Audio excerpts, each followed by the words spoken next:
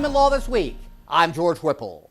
Our top story, new guidance from the EEOC on workplace retaliation. The Commission's final guidance on retaliation includes concrete examples of retaliation issues that the courts have largely agreed upon, as well as expanded definitions of adverse action and causal connection. The guidance also describes promising practices for reducing the possibility of retaliation, including anti-retaliation training and proactive follow-up with potential targets. Retaliation has become the most frequent form of employment claim across business sectors. The percentage of EEOC charges in the area has almost doubled since the last guidance was issued. David Marden has more. There are three well-established elements of a retaliation claim. 1, protected activity, 2, materially adverse action, and 3, causal connection. And while the EEOC's new retaliation guidance doesn't change any of these elements of a retaliation claim, a key takeaway is that the EEOC has adopted a very broad view of each of these elements. The Commission also noted that there are cases where the lower courts have not consistently applied the law, or the EEOC's interpretation of the law differs in some respect. And in those situations, the guidance sets forth the EEOC's policy in more detail and explains its analysis. The split between the circuits widens on class action waivers and arbitration agreements.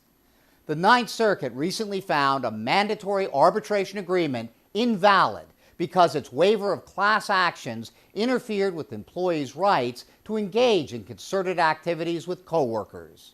The court held that the waiver constitutes an unfair labor practice that violates employees' rights under Section 7 of the National Labor Relations Act. Just days later, the Second Circuit ruled in another case that class action arbitration waivers do not violate the NLRA and can be enforced.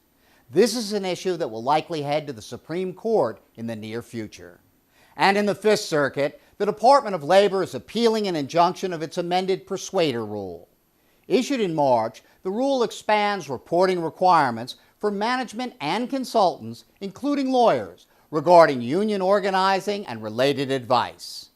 3 lawsuits challenging the amended rule were brought in federal courts before a Texas federal district court enjoined enforcement nationwide. Despite the DOL appeal, the injunction stays in effect until further notice, so reporting requirements for persuader activity remain as they were before the new rule was issued.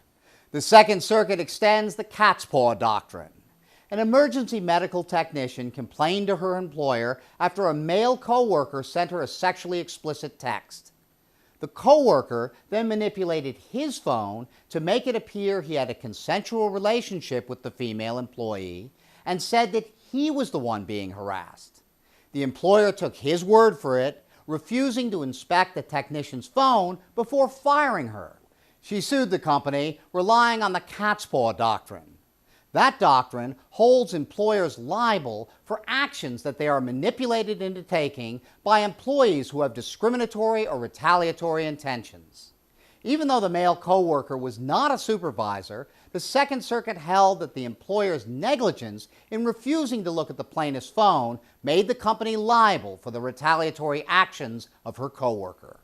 And that brings us to our tip of the week. Hayes MacArthur, principal at Eisner Amper LLP, is here with some advice on alternative work arrangements. Providing flexibility on where and when an employee gets work done is a trendy conversation right now, and companies have the opportunity to use workplace flexibility as a strategic advantage. Implementing or redesigning a formal alternative or tailored work arrangement program requires more conversation than form, especially around communication. To the extent the employer and the employee can work together to set expectations, the arrangement has a much better chance of being successful. Since it would be difficult for an organization to provide flexibility for every position, having a detailed and well-communicated policy that outlines eligibility, process, and expectations is very important. Thanks, Hayes. That's it for Employment Law This Week. Thank you very much for watching, and we'll see you next time.